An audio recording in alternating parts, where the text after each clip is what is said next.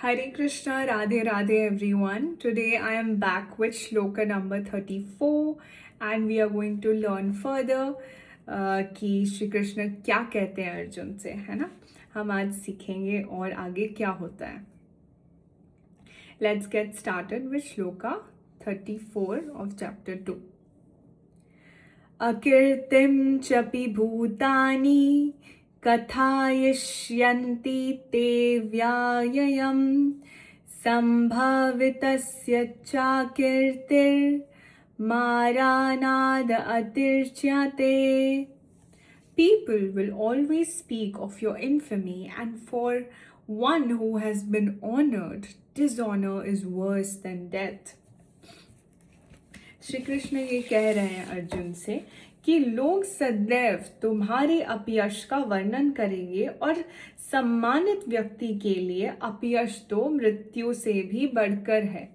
अब अर्जुन के मित्र तथा गुरु के रूप में भगवान कृष्ण अर्जुन को युद्ध से विमुख न होने का अंतिम निर्णय देते हैं। वे कहते हैं, अर्जुन, यदि तुम युद्ध प्रारंभ होने के पूर्व ही युद्ध भूमि छोड़ देते हो तो लोग तुम्हें कायर कहेंगे, और यदि तुम सोचते हो कि लोग गाली देते रहें किंतु तुम युद्ध भूमि से भागकर अपनी जान बचा लोगे तो मेरी सलाह है कि तुम्हें युद्ध में मर जाना ही श्रेयस्कर होगा। तुम जैसे सम्माननीय व्यक्ति के लिए अपकीर्ति मृत्यु से भी बुरी है, अतः तुम्हें प्राण भय से भागना नहीं चाहिए, युद्ध में मर जाना ही श्रेयस्कर होगा। इससे तुम मेरी मित्रता का दुरुपयोग करने तथा समाज में अपनी प्रतिष्ठा खोने के अपयश से बच जाओगे।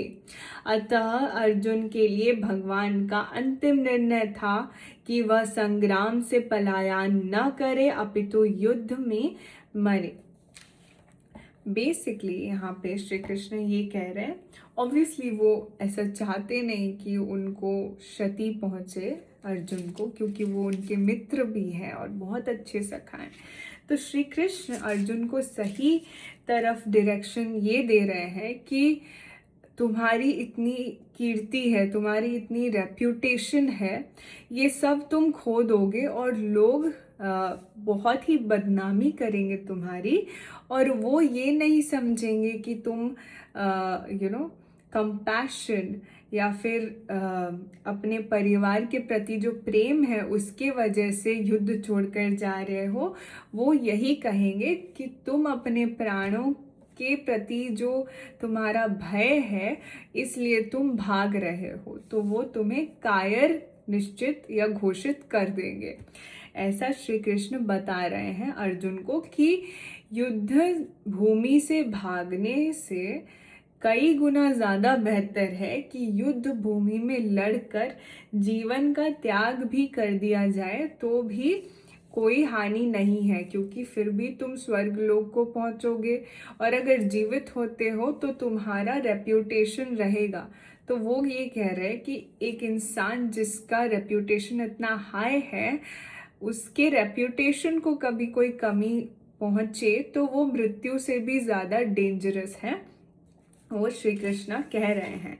और वो ये कह रहे हैं कि तुम अपने ड्यूटी यानी कि क्षत्रिय होने के स्वधर्म का पालन करो और युद्ध करो, भले ही इसमें तुम्हारी जान क्यों ना चली जाए, लेकिन युद्ध भूमि से तुम्हें भागना नहीं है, तुम्हें युद्ध का पूरा मतलब युद्ध में पूरा समर्पित होकर लड़ना है, ऐसा श्री कृष्ण अर्जुन को कहते हैं।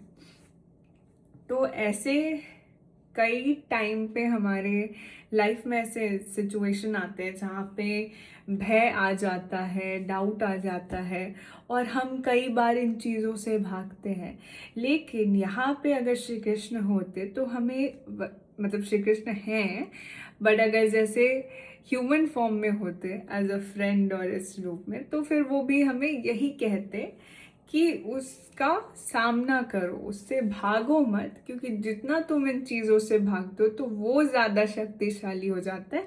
तो तुम डट के इनका सामना करो और show them who you are. ठीक है, मैं हूँ तुम्हारे साथ, तो तुम्हें हारने की भी चिंता नहीं होनी चाहिए। जब मैं खड़ा हूँ तुम्हारे साथ, तो तुम्हें युद्ध भूमि से भागने की कोई ज़रूरत नहीं है, लड़ो।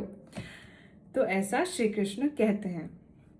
So this is against all our negative thoughts, all our limiting beliefs, every negative, person in our life who pulls us back, or any negative situation in the past that pulls us down. So this is against all of those negativities. Shri Krishna, being the positive aspect of our brain or life, is guiding us towards the more stronger version, that is light itself. So he is showing that he's always with us and we must always walk in the path of righteousness. हमें हमेशा सही करना चाहिए, ऐसा श्री कृष्ण कहते हैं।